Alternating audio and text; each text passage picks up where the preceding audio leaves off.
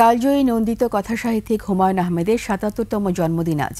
১৯৪৮ সালে এই দিনে তিনি নেত্রকোনার মোহনগঞ্জ পৌরসভার দৌলতপুর মামাবাড়িতে জন্মগ্রহণ করেন।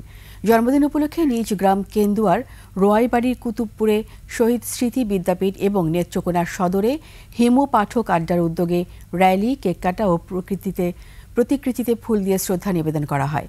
অন্যদিকে গাজীপুরে নুহাশপল্লীতে পরিবারের সদস্য, স্বজন ও ভক্তরা স্মরণ করেন প্রয়াত এই লেখককে।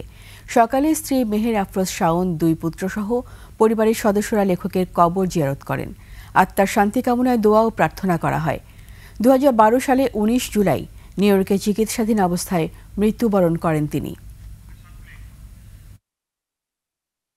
হুমায়ূন আহমেদের জাদুকর ঘরটা করবার কথা বাস্তবায়ন করতে চেয়েছি, বা হুমায়ূন আহমেদের অন্যান্য অনেক স্বপ্ন যেগুলো নিয়ে হতাশা আপনারা বলছেন, আমি প্রতিটাই চেষ্টা করেছি বিভিন্নভাবে।